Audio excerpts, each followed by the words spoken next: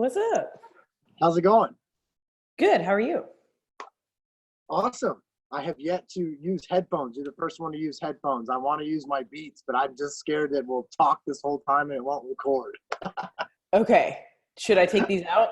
Not you, me. It's recording Okay. on my. So Okay. We're good. Mine is just because I've been doing telemedicine like crazy, and I keep getting all this feedback when I'm not using my headphones. So I'm just used to it with Zoom now.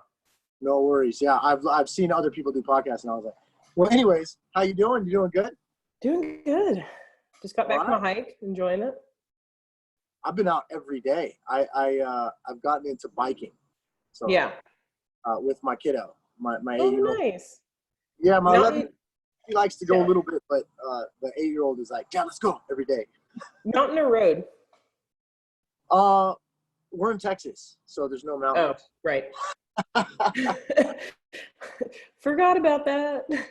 Yeah, for sure. I mean, we get a little inclines once in a while. Yeah. Where you might maybe feel a little strain on your thighs, but That's what I'm lucky. Birmingham has more mountains than I thought it did before I moved here, and so it's nice. I don't remember exactly. Is Birmingham? It's below Huntsville, but is it? And it's above Mobile, so is it in the middle of the state? Yeah, it's pretty much smack dab in the middle of the state, maybe airing on north just a little bit. Yeah.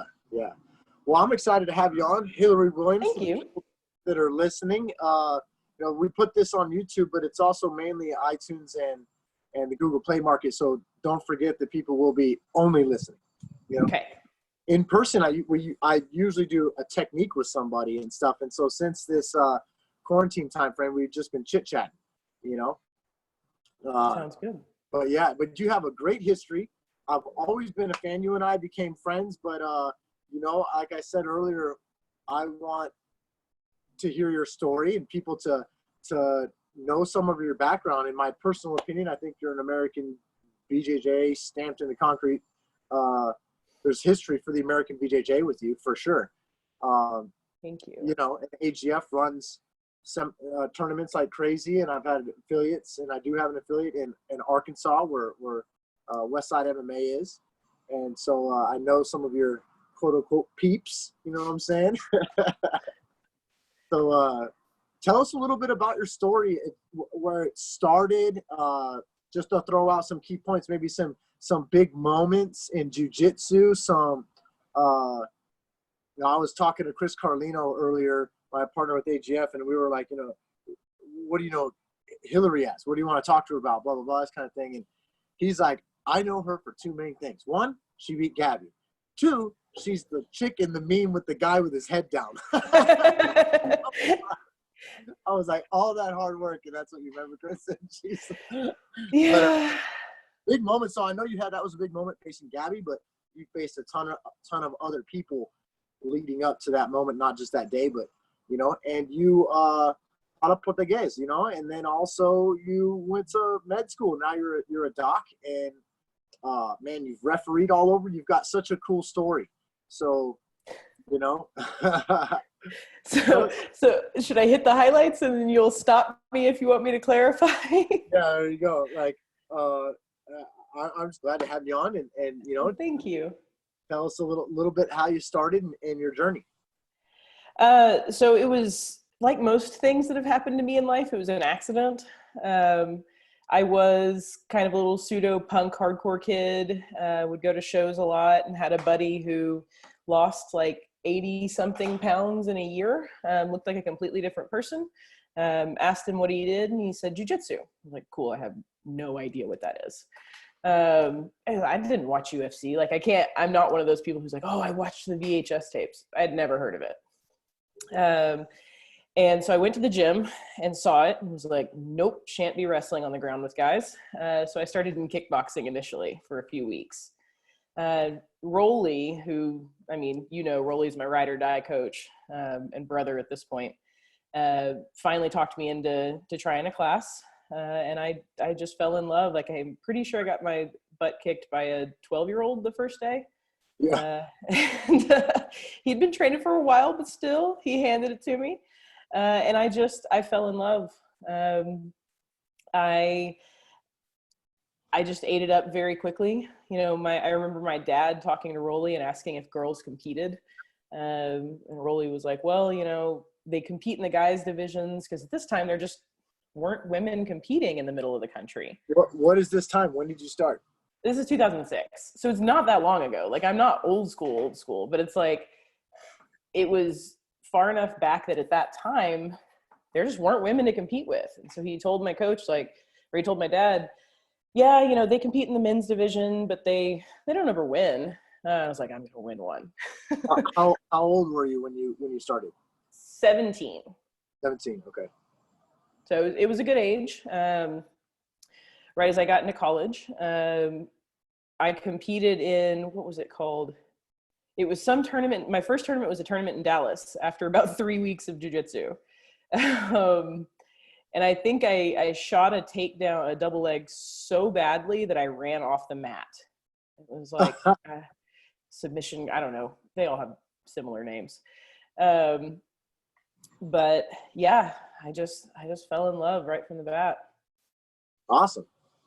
That's cool. And so there was 0 tournaments in Arkansas at that time, huh? No, my coaches put on a couple, but I mean, I'm sure you know, putting on tournaments is very costly and time consuming. And if it's not something you're going to do full time or at least near that, it just became too difficult to deal with. And around that time too, tournaments started getting a little bit more common. NAGA was sort of sliding into the South more. So it became a little bit more accessible. Yeah. Yeah. And so in the beginning, when did you start traveling? Like, I mean, Dallas is obviously a little bit of a distance. Was it Carlos Machado's Winter Wars? Was that it? No, but I did do that one time.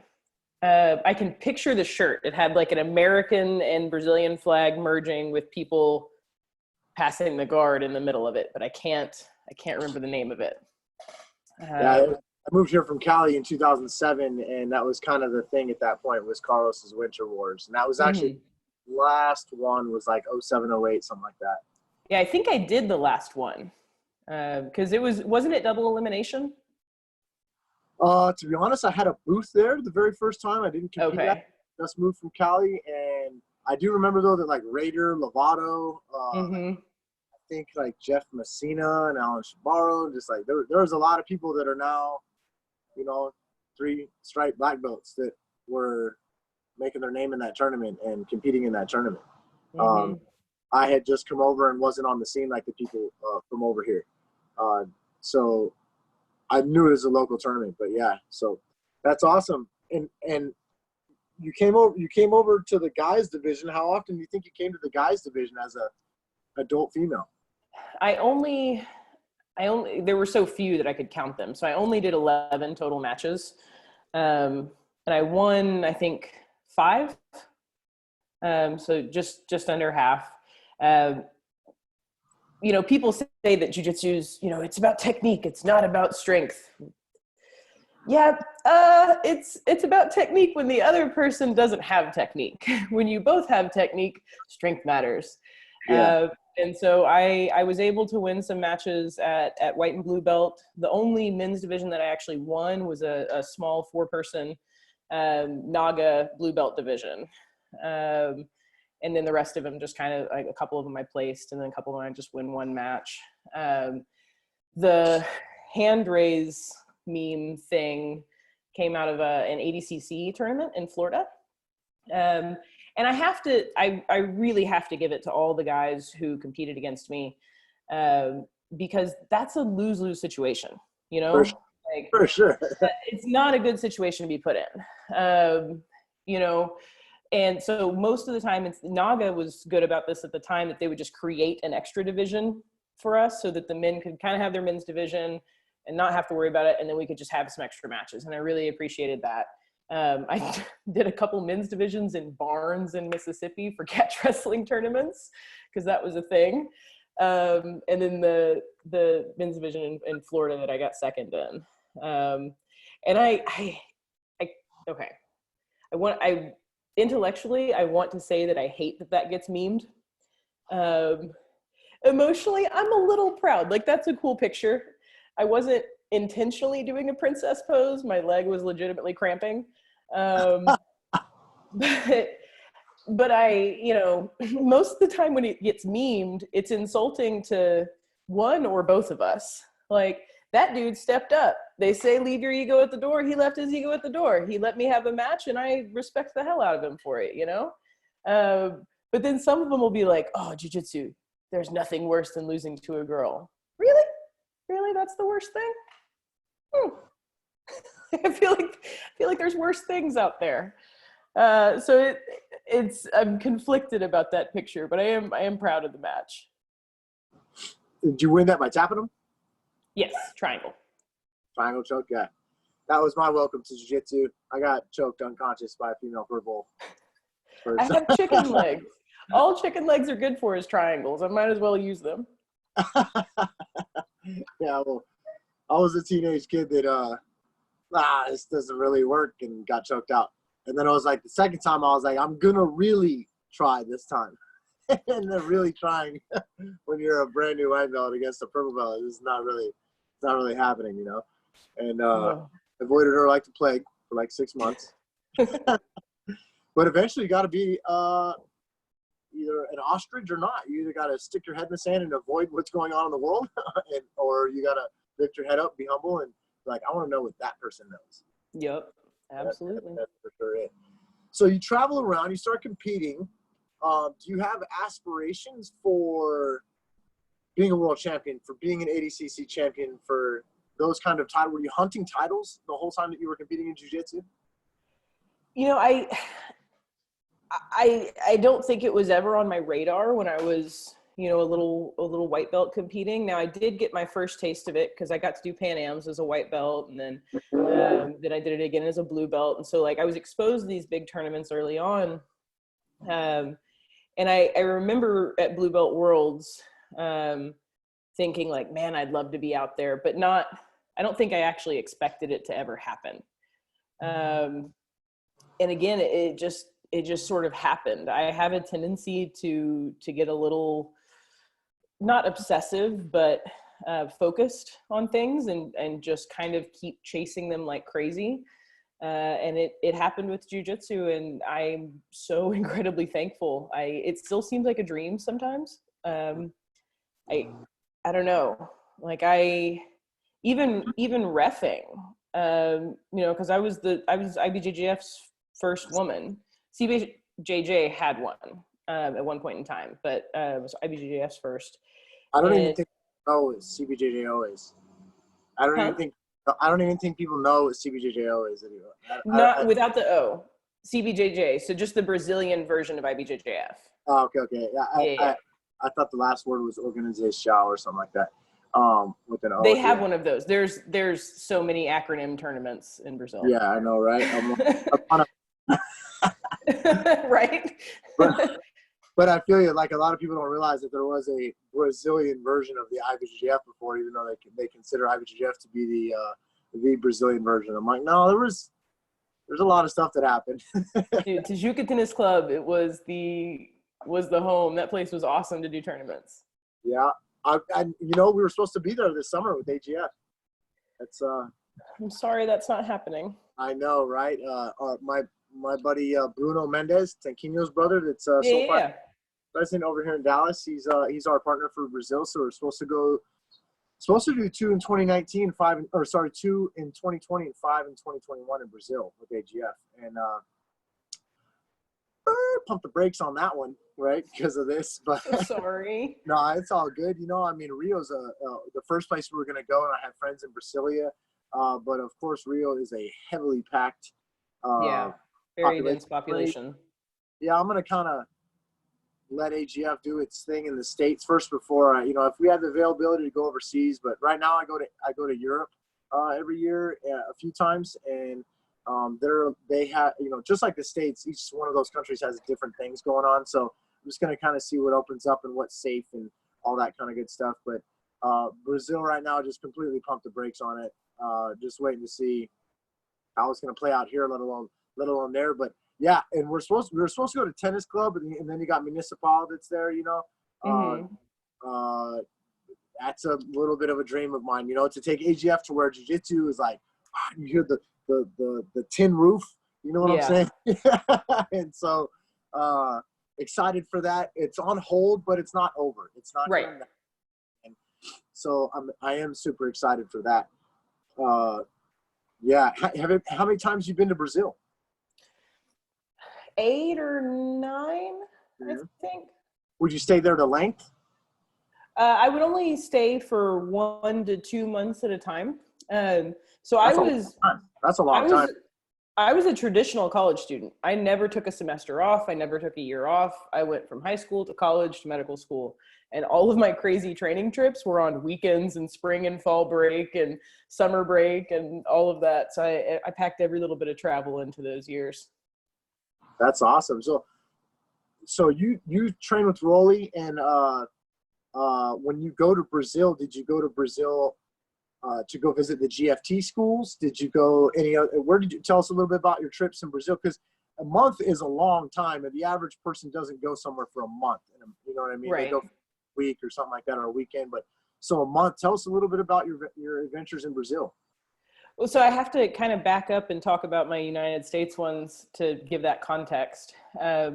So Rolly Delgado and Matt Hamilton are my original coaches, hold a very special place in my heart and still consider them my coaches. And they grew up in a time of jiu-jitsu in the middle of the country where this whole team affiliation thing didn't matter because there was so little jiu-jitsu. You would drive hours just to train with a blue belt. Doesn't matter where they're from, Yeah. Like it would be big news if a purple belt was coming to Memphis or something. Yeah. And so they developed a lot of friendships and a lot of different teams because my team was actually Novenhão when I started and then quickly became unaffiliated. And we're unaffiliated for years. And so I developed this kind of like, just go train with a friend. And then that person that I would train with go, oh, well, if you go to Chicago, go see my friend here. And that friend would go, oh, well, if you go to Oregon, go see my friend here. And I just started visiting schools like crazy. So when I ended up going to Brazil the first time, it was over Christmas break in 2008 to 9. And I had, I think, 11 or 12 gyms that I went to in 20 days. Because it was just friends of friends that told me, go here, go here, go here, go here. And GF Team, I had actually never even heard of GF Team.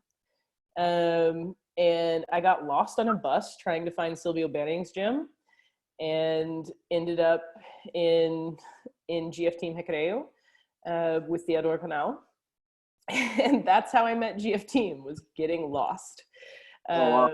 And they, I was kind of lost, kind of panicked. They were like, no, calm down, train with us, we'll help you out. And they took me back to like the right bus and, talked about, okay, well, you're going to get off here, and it was such an act of just unnecessary kindness, which is kind of what got most of my jiu-jitsu career, was people being kind to me that didn't need to, that it just kind of started my story with that team. Oh, that's cool. And you stayed in Rio most times you would go to? Most of the time. I spent some time in Santos. I spent some time in Sao Paulo. I train a lot with Cyborg. And so I've been to his family's homes in Campo Grande. Grande, that's not my accent. Grande, yeah. But I'm kind of like the newscaster right now, where I'm between like the real and American accent, and getting very stuck. And so I've been there as well. If you ever get a chance to go to Bonito, Brazil, oh my God, it's unbelievably gorgeous. And it's hilarious because I was in Texas. They were just speaking the wrong language. I was for sure. So I'm sitting outside and I had some gardeners start up, so I'm gonna come. That's okay. I have all 3 of my dogs locked in the bedroom to try to keep them quiet.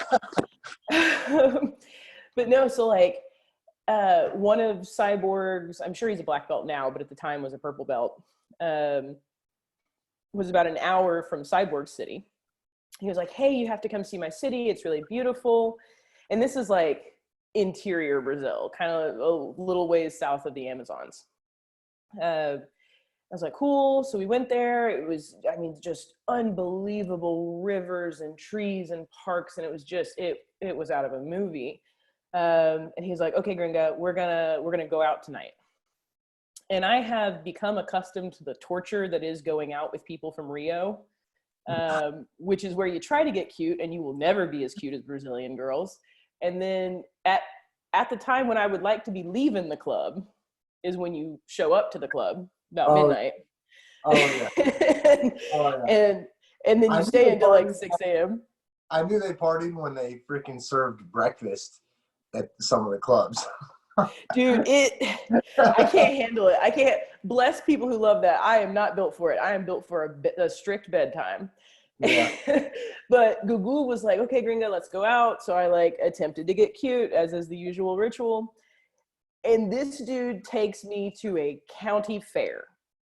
And he's like walking me through the stalls of like the prize bulls. Oh.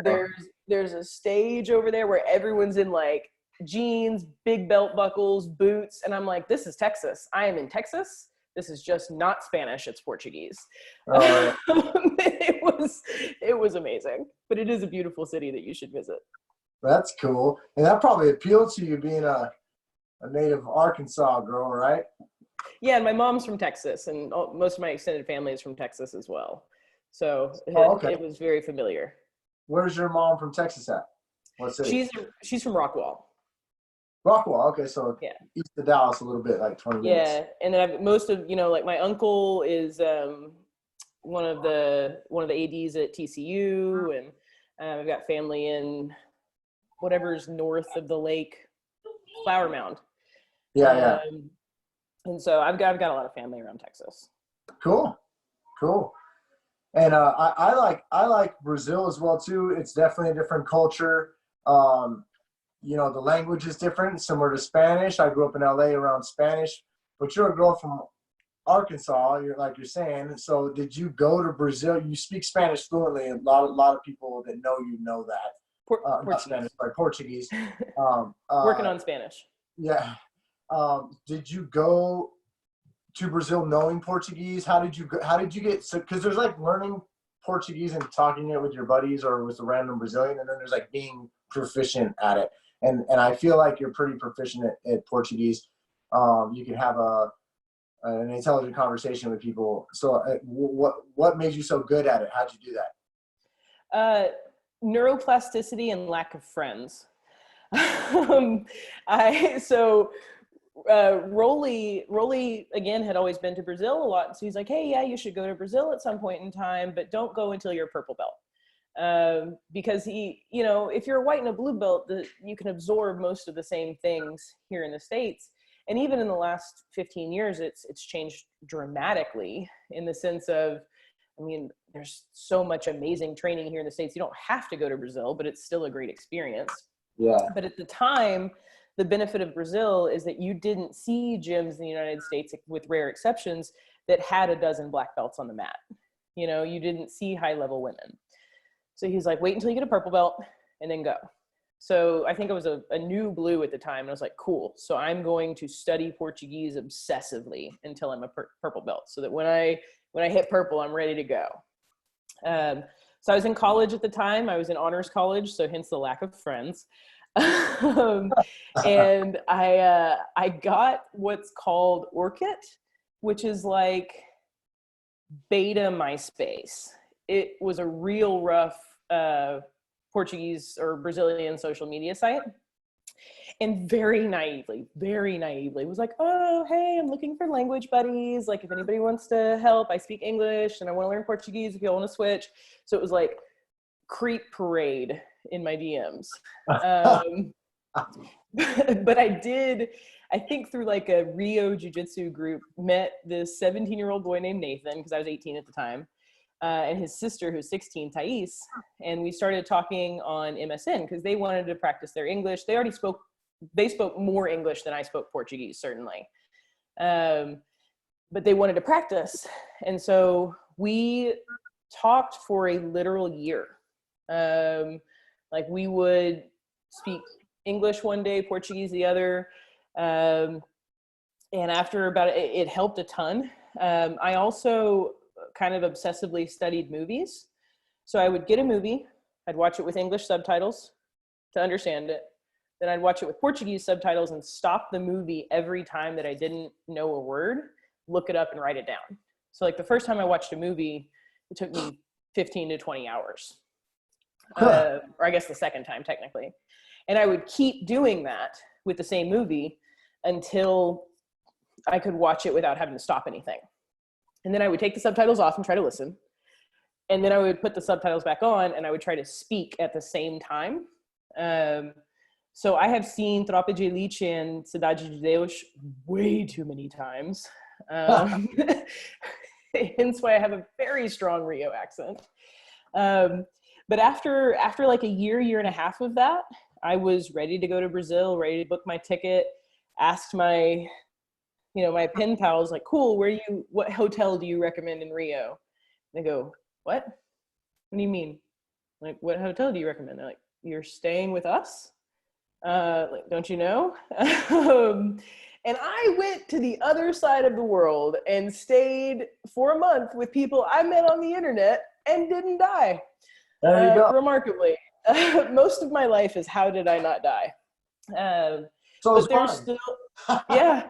Dude, and Nathan's married to an American girl from South Carolina now, and Thais speaks fluent English, comes to the U.S. all the time. Like it's amazing. I still keep in touch with them. They're just phenomenal people. That's interesting. When I first learned, I speak Spanish. When I first learned Spanish, a lot of people in LA can speak Spanish. So it was a Mexican slang accent, not words, verbiage, that kind of stuff. But novellas, the soap operas, they help me the best because they also talk slower. It's not like Los Manches, like right.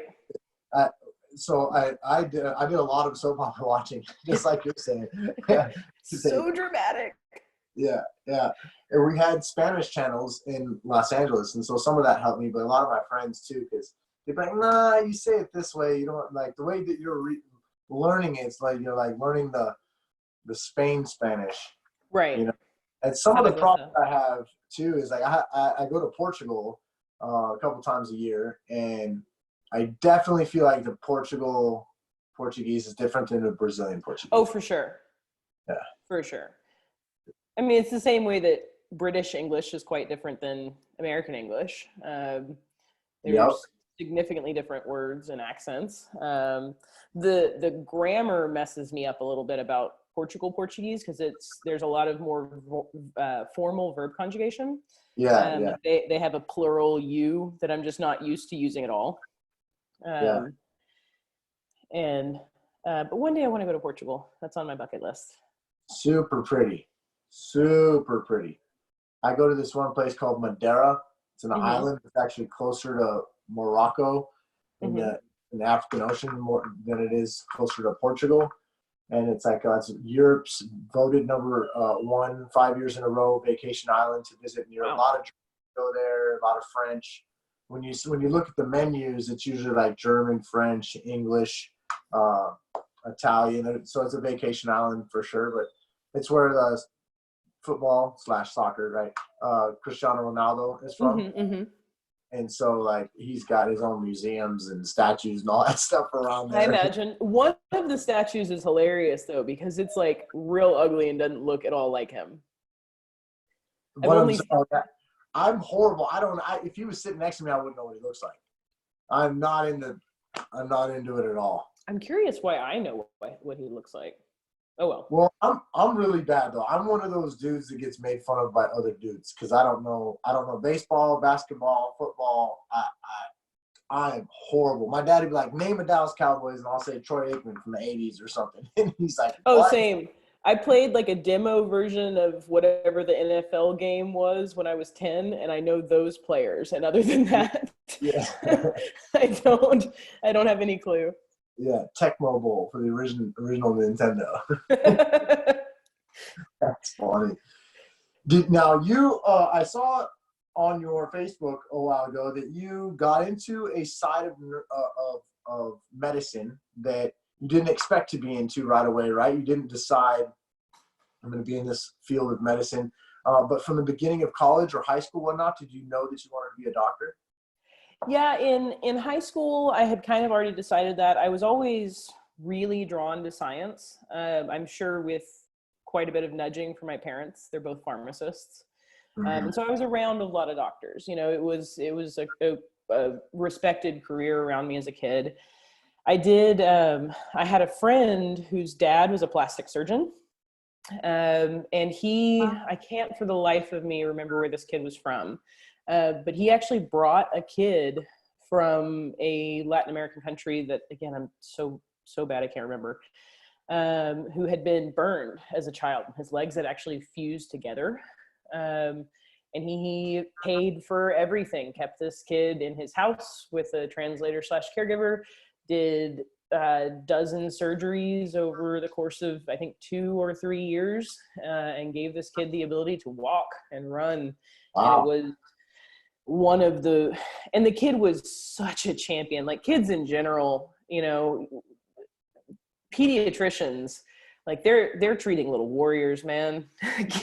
Kids are tough. And it was just such a moving thing. I was like, I want to do that. I want to be a reconstructive plastic surgeon. And then I got into a little bit more in high school, and I was like, nope, I'm a jock and I like building things. I want to be an orthopedic surgeon.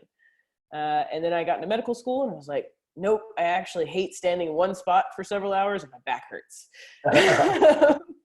And I was like, I want to do emergency medicine. And then I did emergency medicine, and I was like, I am very prone to cynicism and I hate all my patients.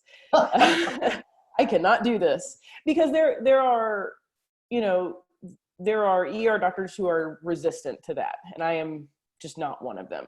Oh, you definitely have to like your field. I have a friend who's a children's oncology nurse. You know, like it's like you have to. I cannot imagine that. You have to have an affinity and a stomach. Yeah. Whatever field you go towards, you know what I mean? Yeah. There's some things that just a normal person can't do, and then some people are. Doctors' brains are very bonkers. Yeah. So you're like, you know, who wants to work on intestines? You know, one guy says I do. You know. Yeah. So. We had a funny couple in medical school who, they were a married couple, and the woman did urology and the guy did OB-GYN, and we did think that was kind of funny. That's funny.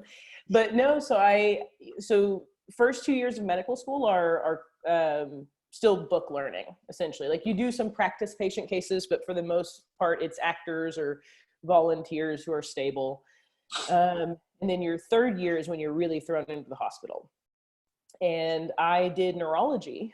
And ironically, looking back, the thing that really got me into it was the tremor exam.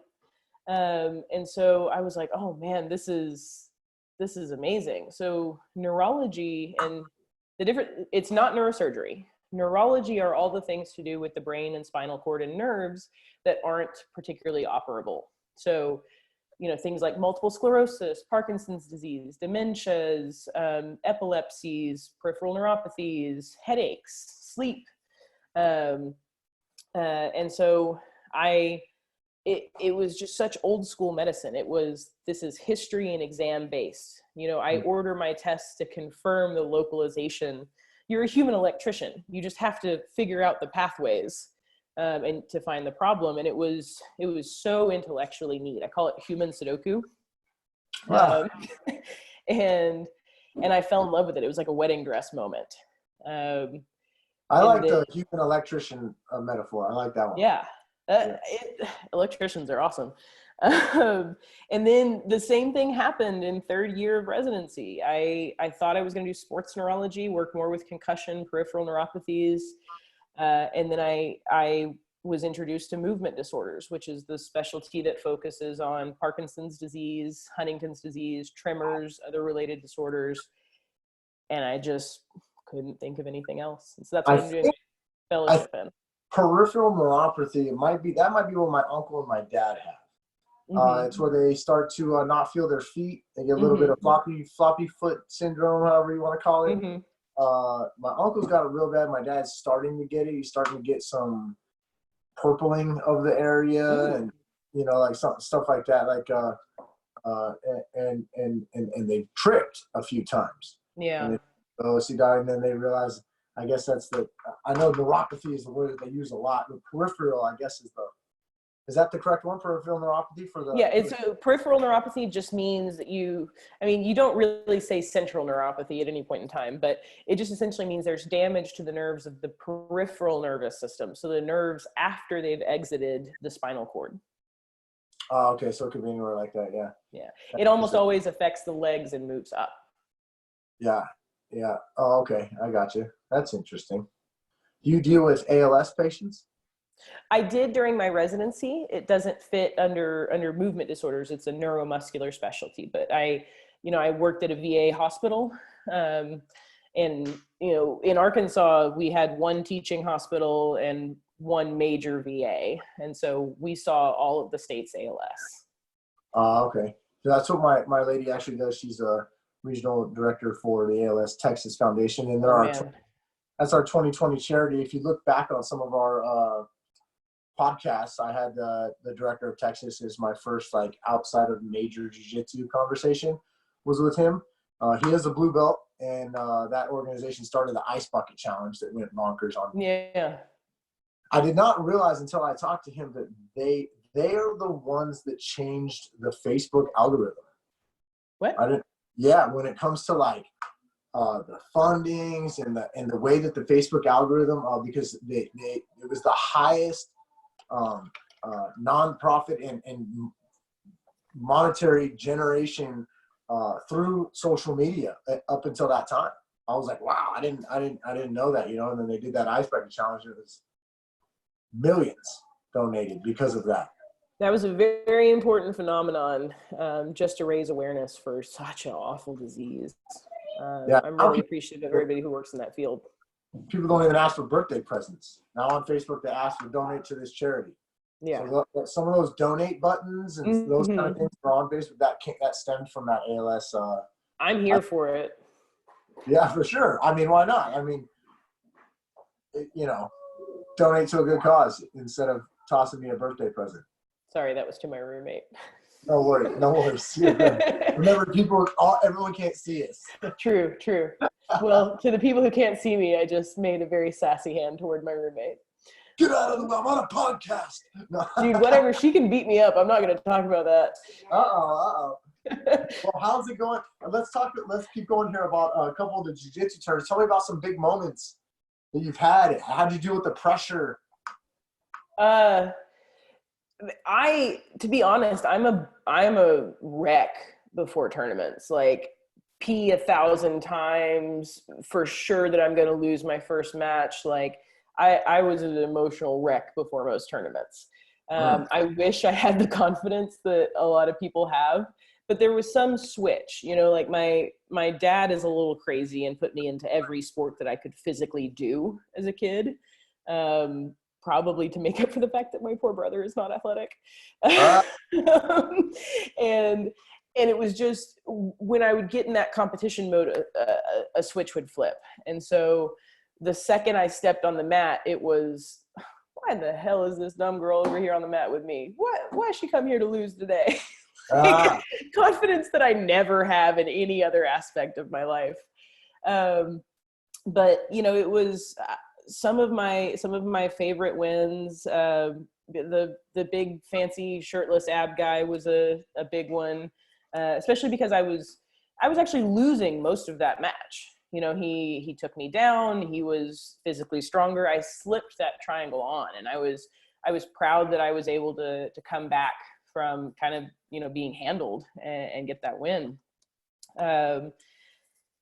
One of my favorite tournaments was CBJJE, which is another one of the acronym tournaments in Brazil. It's in Ibirapuera in Sao Paulo. And I was a purple belt, and I went against Luisa Monteiro, who I'm a huge fan of Luisa. She's a wonderful human in addition to just being an amazing competitor. And my first match was against her, and she tried to sweep me, and I have again, people can't see me, but I have the weird hitchhiker thumb thing where it bends backwards too far. So I planted, ooh, you do too.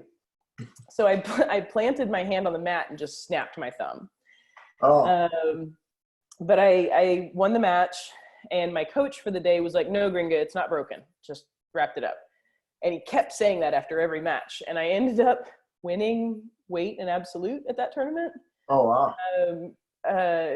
Did a not particularly exciting match with Amanda Nunes along the way. Again, same thing. She is just such a wonderful, loving human being that I want her to be the champion forever. And ended up winning weight and absolute when I was just terrified to compete in Brazil. And then as soon as I finished, the coach goes, okay, Gringa, that's broken. Let's get you to the hospital. And I had to be casted for a few weeks. But so that was a huge one. What rank was that? Purple belt. Oh, okay. Were those ladies that you were facing, were they purples at the time too? Because I know. Yes, we were all purple belts. Yes. You had mixed ranks at the time, the era that you were competing. Only brown black that I competed. Oh, okay. Yeah. Sometimes there would be some blue purple. Like I think Nogi Pan Am's was blue purple mixed. But for the most part, the only mixed thing that I had was brown black. Just such a cool thing that you can always talk smack to the guys about. Like, what? Like, I was fighting black belts when I was a brown belt. What are you complaining about? Oh, yeah, but now I would be that black belt that brown belts would beat, so I can't talk too much smack. But yeah, and then my ADCC win against Megumi Fuji, I don't remember the match. That's my level of adrenaline. I have no subjective memory of it. I just kind of blanked. And that was one where Rolly was like, she's better than you. She ain't stronger than you. Go out and show her who's stronger. And somehow it worked. And again, like I had been looking up to Megumi's since I was a white belt. And so it seemed surreal. And then my world's win, which was my least exciting match ever. And the only one that ever went to a decision. But it's still, it just, the feeling was incredible. I'm so thankful that I got to do that. That's interesting that such an important match was the only one that went to decision. Yeah. Well, I mean, it's like the best baseball and soccer games, you know, like when Carol Gelazar is an incredibly talented black belt. And so when you have two people of very high technique and who have similar games, because we both had basic kind of pressure passing games, it can just cancel each other out. And it was, I think it was an advantage to advantage decision. It was not exciting. Yeah. I get what you mean. Sometimes it happens in MMA as well too. Mm-hmm. Same style. It's like two wrestlers end up showing crap boxing. It is the way it is, I guess. So are you staying busy now? Obviously you have an essential job. Are you staying busy during this quarantine time? Are you active? Are you working a lot? So I'm working an almost normal schedule, but just from home. So we're rapidly switching to telemedicine. So I have not seen a patient in person in at least a month. Yeah. But I'm seeing patients, return patients we're sometimes able to do over the phone, but with movement disorders, the exam is so integral. The ability to look at the trimmer, look at their movements is so important that we're doing most via video system. So I have very rapidly had to learn some IT skills and how to walk 70-something-year-old patients through video chats. Yeah, I feel you. My dad is technologically incompetent, so I've had lots of practice. I was just going to say that, but I didn't want to talk too much about my dad. But yeah, it's like pulling hair out. I'm like, Dude, my dad's 73 too. And if I send him a photo, I have to call him, make him put me on speakerphone and walk him through how to open the photo. if you touch it, it will expand that. If you Yeah. touch it. Now there's so much of the neurologic exam that you have to be present for. Like we check for tone of the muscles. I need to be able to check your reflexes. I need to be able to check some of your sensory findings, which we check vibration and temperature and sharp points. And it's challenging, but it is amazing that we're in an era where we can do that. And I am so excited for the future of telemedicine. Like nothing will ever beat a new patient in-person appointment. That's going to have to be the standard. But for something like a specialist in movement disorders, there's not that many in the country. And so we have patients that routinely drive 4 hours to Birmingham to do a 30-minute appointment, follow-up appointment, and then drive 4 hours back. And if I can save them that whole day, and you know, these are patients on fixed incomes, you know, that's a lot of gas money, and that's a hotel stay that nobody's paying for. You know, I am very excited for the future of telemedicine. Yeah, that's pretty cool. What made you pick Birmingham, being from Arkansas? You know, you talk about your parents a lot. I know you're very into the animals, you know, and your home team, and just that's a big move to go over to Bama. So what made you go there? It's like 6 hours driving. It's not that bad. I went from south to south. Oh, okay. If it's 6 hours, not that bad, yeah. But it's so when you're in medical school and you go into residencies, you have to do a match system, which is like kind of like the military, but you have a little bit more choice. Where you say, like, these are my places that I would like to go. And this is after you've interviewed. And those places say, these are the candidates that we would like with us. It goes into a big algorithm and it spits it out. Yeah, dream sheet. Huh? It's a dream sheet. Oh, is that what y'all call it? Yeah, like you get your top picks of where you want to Yep. go when you enlist or re-enlist. And I was in the Army, so it's like, you know, here's your top picks and here's your options and here's where you're actually going. Yeah. Yeah, usually medical students get a little bit more choice, you know, like, but with fellowship, it was the same thing. And again, movement disorders is not super common. So there's not programs in every state. There was no available program in Arkansas. Oh, wow. And my old bosses there's an amazing movement disorders group there. We're like, look, we'll make a fellowship for you, but we really think that you would be very well served by going and getting, because you know, all of us are subject to bias, right? And so you often find yourself biased by your teachers. Like, I'm going to do things or choose the medication based on what I learned, or the medication regimen based on what I learned from my teachers. And they're like, you've learned from us for 4 years. Go learn from somebody else for a few years. I got you. And I interviewed at, I think, six top places, like Portland and Dallas and Yale and Baltimore and UAB and Cincinnati and UAB. I kept going back and forth, and Birmingham was just, it's a huge group. My bosses are amazing, and a huge is 12 doctors, but that's huge for movement disorders. And so it was a place that I'm familiar with. And when I practice medicine, my accent gets so much stronger. Like, I'm gonna be like, hey, sir, I'm Dr. Williams. I'm gonna be taking care of you today. All right, hun. So what we're gonna do is we're gonna tap your fingers right, like, it's so bad. So I had to practice in the South. You can't say hun, sugar, or sweetie to people in Portland or in New Haven, Connecticut, without them taking it offensively. And so everything just fit, and Birmingham's a great place to train. I love it here.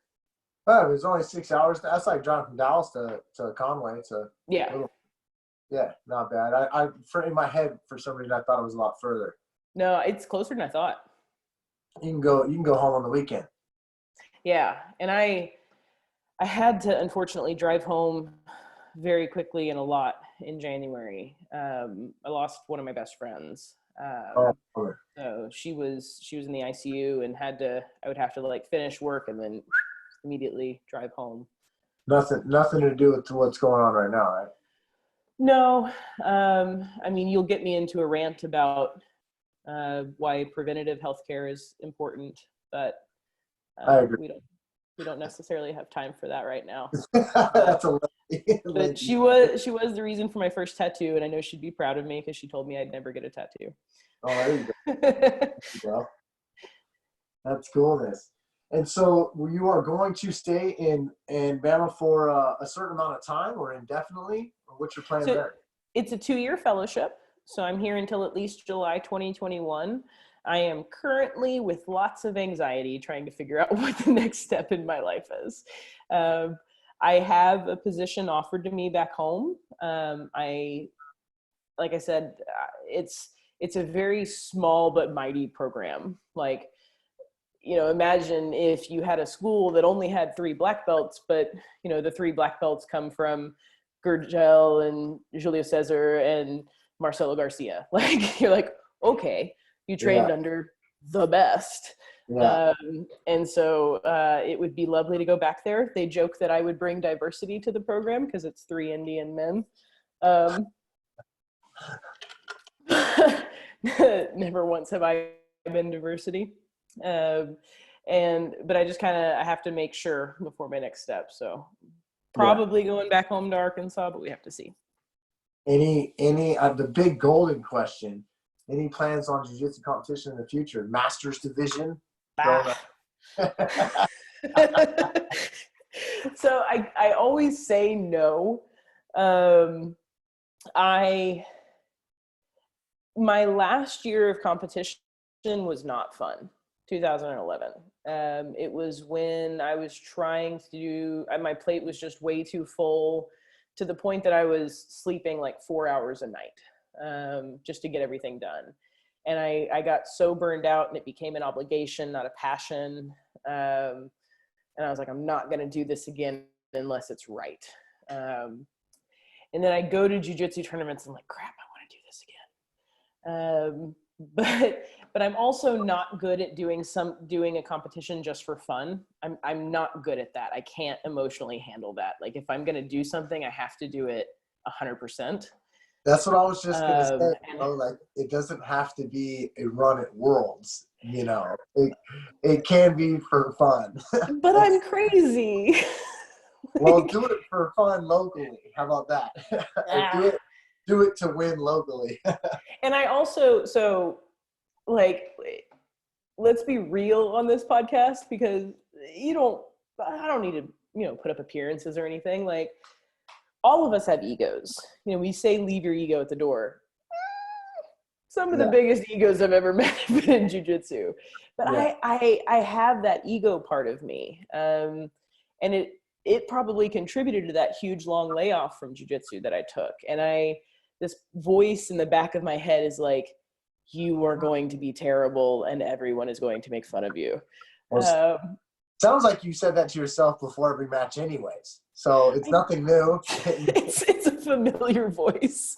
And I think some of it is hard. I think some of it is hard where you compete at such a high level and have such a history and stuff like that to go back and do regular local jiu-jitsu matches, not just local, but like if you did a Fight to Win Pro or if we went to Master Worlds, you know, some of those things. I think Master Worlds has turned into a pretty big thing.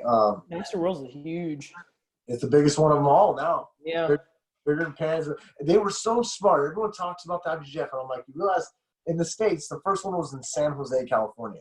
And it had like, I think it was 800 people. And the next one they put in Vegas, and they had 1,900 people. And it's gone up by almost $1,000 or more, give or take, every year. And it was genius. You know, like, dudes, this is 30 and over. This is not the GoFundMe, I'm 22 and have a blue belt and fund my way to Worlds, please. This is guys who are established, and ladies, they're established and guys is gender neutral. Huh? Guys is gender neutral. Is as same as dude. Dude is gender neutral. Dude, I'm from California, so everybody's a dude, you know. Yeah. But so you know, I think I like what they did. They put it in a spot where people can go have a weekend in Vegas or whatnot, you know. And I think it was definitely excellent. And now it's different. If you've been there, they've got like Saulo there and booths and all kinds of people teaching, signing books and DVDs and little section of mass with all the OGs that a lot of the people 30 and up know and remember. Like my blue belts today, unless I preach to them, they have no idea who Megaton is. They have no idea who, you know what I'm saying? They have no idea who anybody That that's hurts not me. like my blue belts will come to me and talk to me about Gordon Ryan. I get that. But like my lineage in California, where it came from was Machado's. Like I did a podcast with Carlos Machado in Dallas. But the 3 black belts I trained with in Cali all stem from John Jock. Today's day and age, people don't know. They really don't know about the Machados. Like I was talking with Carlos, I was like, people today in Dallas, some of even my students, like I said, I preached to them. They don't know that you grew up in the house in Terrasopolis with another really famous name in jiu-jitsu, i.e. the Gracies. You know what I'm saying? So some people don't realize that the Machados are like cousins to the Gracies. They don't realize who some of the people are. It's the same way in MMA fighting. If you're not current, you're forgot about. True. You know? And I know that very astutely. Yeah. But the Master Worlds has brought out a bunch of those OGs that are known by guys that are competing at that tournament. And so it creates a very cool environment for sure. Yeah. And I think, you know, that probably had to do with access and the amount of information out there. You know, like jiu-jitsu has exploded. You know, divisions would have a few big names in them. And now it's like, okay, this whole black belt division is stacked from head to toe. Yeah. And, you know, now there's technique videos everywhere. There's instructionals online everywhere. It's not the bootlegged DVDs, the back of a Brazilian jiu-jitsu tournament like it, you know, used to be. And so like back then I would just read the same Gracie mag over and over and over because I just didn't have access to other things. So like I can get it, but also learn who Megaton is. Remember Grappling mag? Yes. Grappling mag. See, that was another good one. Yes. Now, take any major super lengthy breaks since you kind of hung up the gloves and pursued being a doctor real hard? I know that you would train and blah, blah, blah. But did you take years off? Did you take? It was years. I'm embarrassed to say. That's not embarrassed. You make a better living than the rest of us. There's nothing to be very embarrassed about. Not right now, I don't. Maybe in 2 years I will. Right now I'm still on postdoc salary. But yeah, like I said, I have a tendency to do things kind of 0 or 100. And I had this thing in medical school where I was like, oh, I need to study this extra hour, so I don't have time to go to jiu-jitsu tonight.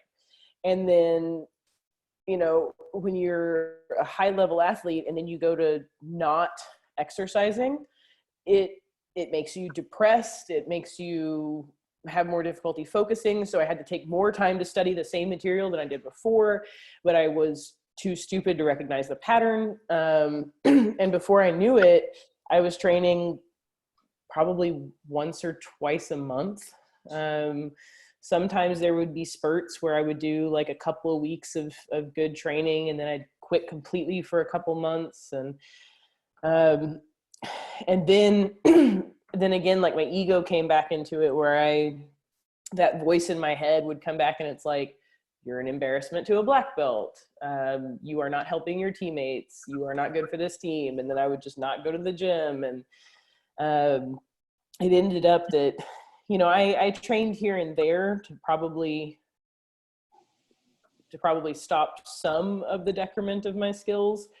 But, you know, for the most part, I stopped for 8 years for medical school and residency. And it was not good for me. And it was not a good decision. So I have a little thing now. I love teaching. I love teaching jiu-jitsu. I love teaching languages. I love teaching medical students. And I tell medical students now, find your passion that is not medicine and do not let it go. That 1 hour of taking care of your own mental and physical health is valuable and something you absolutely have to have. Do not let anyone tell you that you can't dedicate 1 hour a day to yourself.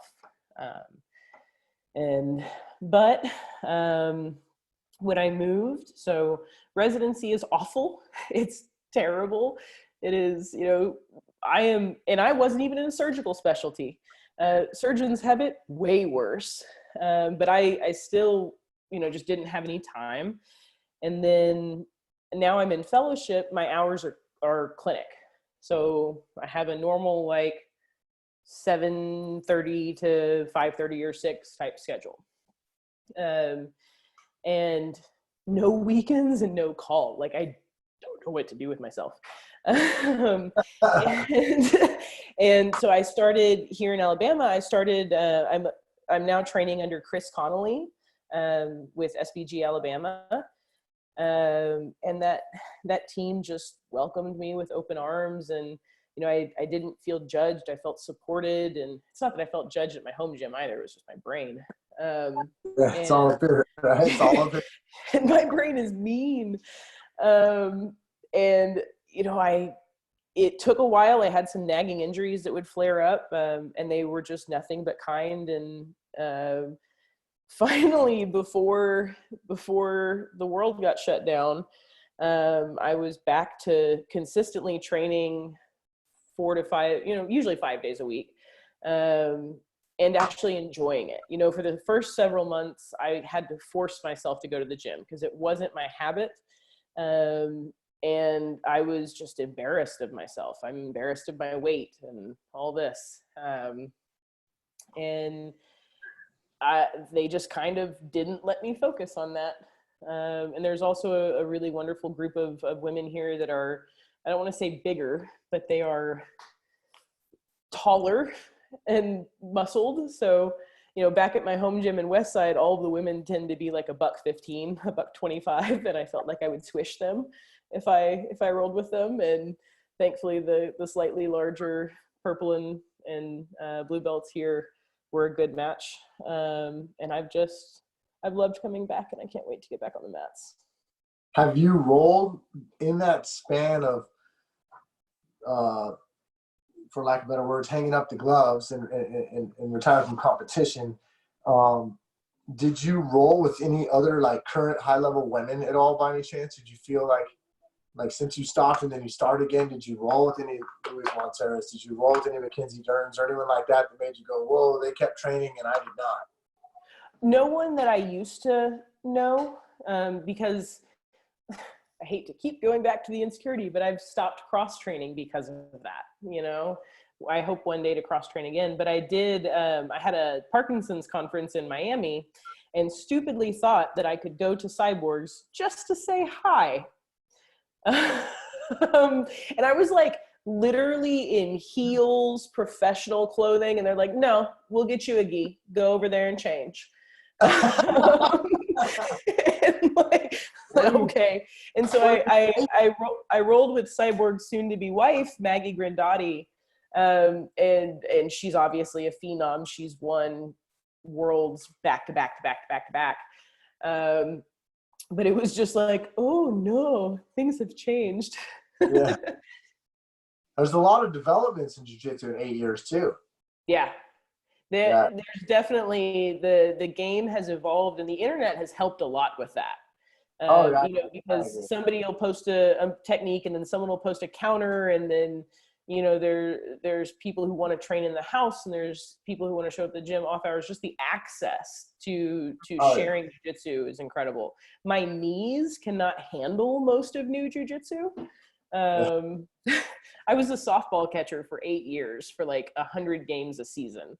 And so it sounds like pop rocks when I try to do any type of berimbolo. Yeah, I've always been a fan of leg locks, but then I feel like it became uber popular recently with the success of Danaher Death Squad and those kind of guys. Like Gordon Ryan and Gary Tunnen and those kind of guys made a big wave of people trying to go through that and learn all that again. And man, even if I teach a private lesson or in my school, my network of schools, we teach in 2-week segments. right? So we're all thinking on the same subject matter. We all have, we're like-minded. You know, if it's butterfly sweeps or the game of butterfly guard, for example, we're all thinking about it. We're all doing it.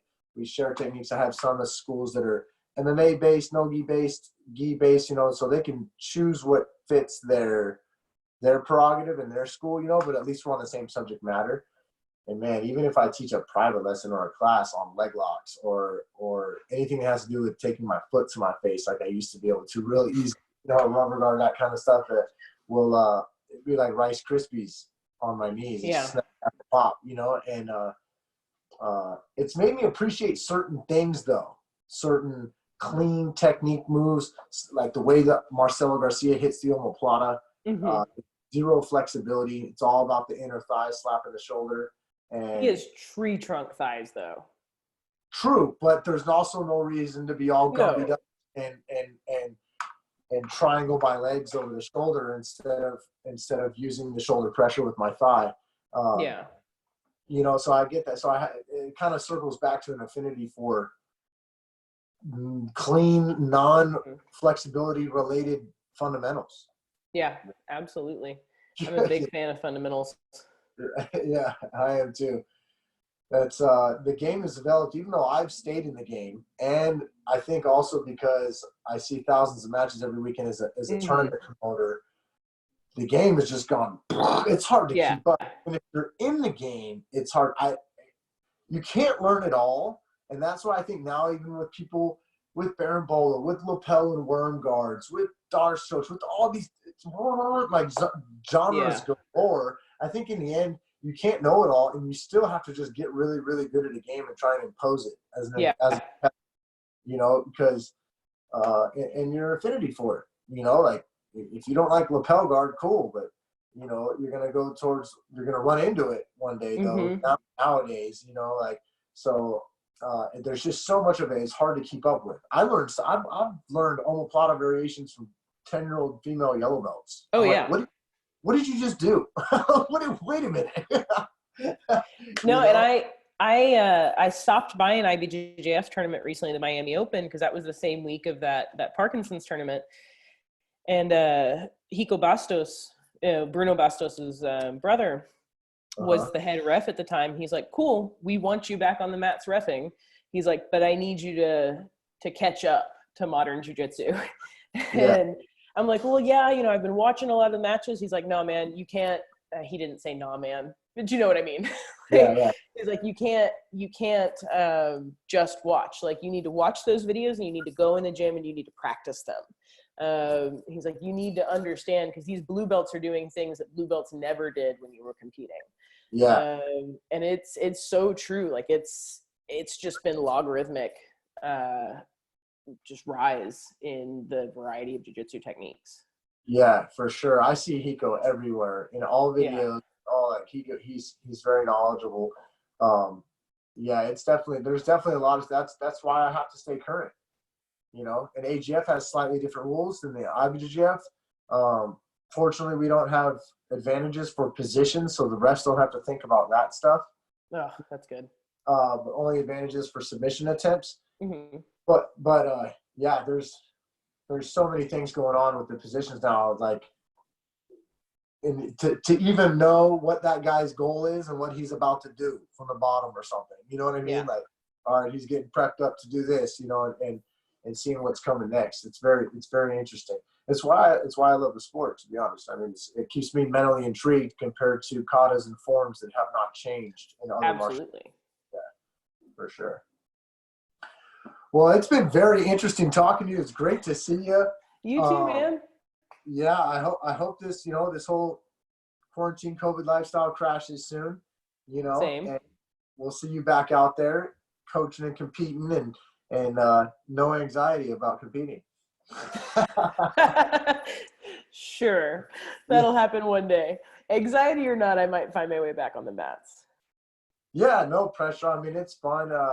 I never was at your level in terms of competing, and so I only compete for fun. So it's hard sometimes for me to listen to people like you, and I understand it. And where I kind of compare it to is I do have a lot of retired MMA fighters that are Mhm. black belts, and they're like, oh, but I don't, and they think about their name, and they think about, losing in front of people. And I'm like, bro, you don't fight in the UFC anymore. As a matter of fact, you were on the Ultimate Fighter 12 and nobody knows who you are. It's like, no offense. Like, people are like, oh, that's so-and-so, it's like, you're not John Bones Jones, bro. Like, Yeah. just go have fun. And you're 39. So, right. I'll keep That's, telling myself that. yeah. And so, I'm used to it for fun, and I enjoy it, but different reasons. So just as a little beacon of hope that it could still be fun and not too much pressure. You're right. You're right. Awesome. Any shout outs, any hashtags, Instagrams, anything like that for people to get a hold of you, follow you, watch what's going on? Hillary BJJ on Instagram. Shout outs, just like I genuinely am a person of the sport. I got where I got because people let me cross train, people let me crash on couches, people let me work their tournaments. I would not be, not where I am, but where I was without the generosity and kindness of the jiu-jitsu community. And so everyone who ever gave me a place to stay, gave me a gym to train in, helped me get to tournaments. I just thank you guys immensely for making me who I am. I agree. Same thing for me as well. I appreciate that. And I mean, you giving me rides to airports and, like, jiu-jitsu brings out the good in people for sure. Yeah. All right, man. You stay safe. I'll see you on social media until we can see each other in person. Sounds good. All right, give you another ride to the airport. We'll release this in a few days, okay? Sounds good. Thank you so much, man. Thank you. All right. Bye.